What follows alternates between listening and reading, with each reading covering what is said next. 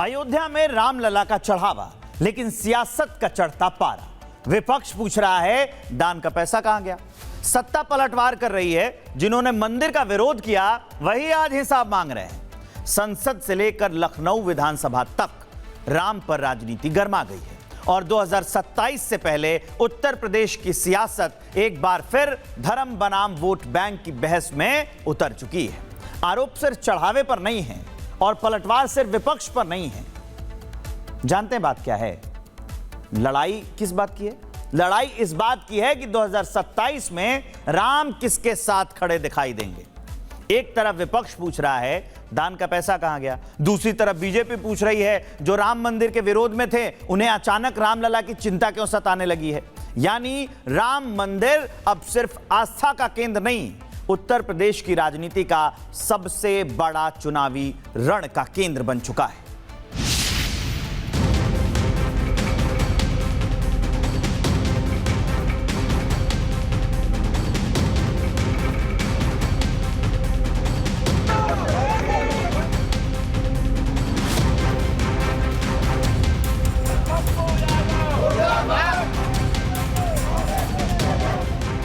रामलला के दरबार से निकला एक सवाल अब 2027 की सियासत का सबसे बड़ा बवाल बन चुका है। जिस चढ़ावे पर श्रद्धालु सिर झुकाते हैं, उसी चढ़ावे पर अब सियासत आमने सामने।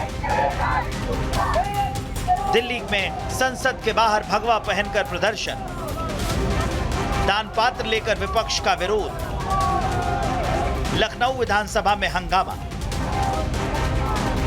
रामलला के चढ़ावे पर पैसा आखिर गया कहां? दिल्ली से लेकर लखनऊ तक विपक्ष ने आज नए तरीके से प्रदर्शन किए। करीब 47 रुपए इकट्ठा किए गए, इसे राम मंदिर में भेजने का फैसला किया गया। आखिरकार जो चंदा और जो दान का जो पैसा था, जो लोगों ने धातुएं जो दी थी प्रभु श्री राम के चरणों में जो अर्पित करी थी श्रद्धा के भाव से, निष्ठा के भाव से, वो आखिरकार गई कहाँ? और ये जो हजारों करोड़ का जो घोटाला हुआ है, किस पे एफआईआर दर्ज करी आपने?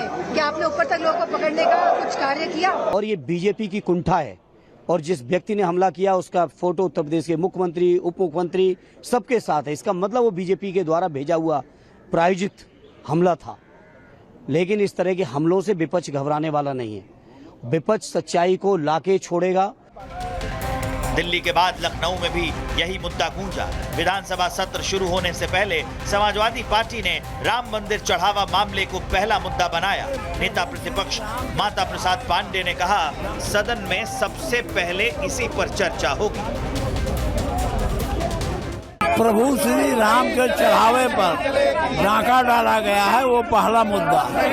इसके बाद मुद्दा है का नौजवानों का, बेरोजगारों का। लेकिन बीजेपी ने इसे सीधे सीधे वोट बैंक की राजनीति बताया।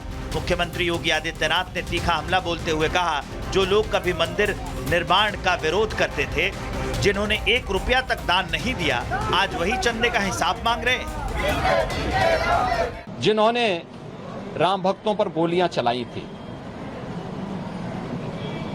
जो जय श्री राम बोलने पर लाठी गोली चलाते थे, जिन्होंने श्री राम मंदिर के निर्माण में वकीलों की अपनी फौज न्यायालय में खड़ी करके इस पूरे कार्यक्रम को बाधित करने का प्रयास किया था, और राम मंदिर में चंदा चोरी की बात वे लोग करते हैं जिन लोगों के जेब से एक पैसा भी राम मंदिर निर्माण के लिए नहीं निकला है। इनके दोहरे चरित्र को देश देख रही है, दुनिया देख रही है। लेकिन इन सब के बीच सबसे दिलचस्प बात यह रही कि विपक्ष के भीतर से भी इस विरोध के तरीके पर सवाल उठने लगे। सपा के वरिष्ठ नेता रामगोपाल यादव ने साफ कहा, राम मंदिर में हुई कथित गड़बड़ी का संतों से कोई लेना देना नहीं। बिना वजह संतों को निशाना बनाना गलत है। देखिए, वो गलत था, क्योंकि जो राम मंदिर में चोरी हुई है उससे संतों का कोई वास्ता नहीं। तो बेसिकली गलत चीज थी, होना नहीं चाहिए था। उधर साधु संतों का गुस्सा भी खुलकर सामने आया। संतों ने विपक्ष पर राम मंदिर और सनातन को राजनीति का हथियार बनाने का आरोप लगाया। अखिलेश यादव की तस्वीर के साथ विरोध प्रदर्शन भी हुआ। बीजेपी के सहयोगी भी पूरी आक्रामकता के साथ मैदान में उतर आए। ओपी राजभर ने अखिलेश यादव पर तीखा राजनीतिक हमला बोला और सपा पर तुष्टीकरण की राजनीति का आरोप लगाया। क्योंकि हाँ मौलाना का पैर पकड़ के पेटे में डाल लेते हैं ना, वही ना है अखिलेश जी, उन्हीं की बात कर रहे हैं ना। टोपी पहन करके नमाज पढ़ते हैं अखिलेश जी, वही मौलाना है ना। राम मंदिर जो आस्था का सबसे बड़ा प्रतीक बना, अब वही उत्तर प्रदेश की राजनीति का सबसे बड़ा अखाड़ा बनता दिख रहा है। एक तरफ विपक्ष चढ़ावे और ट्रस्ट पर सवाल उठा रहा है, दूसरी तरफ बीजेपी इसे राम विरोध की पुरानी राजनीति का नया संस्करण बता रही है।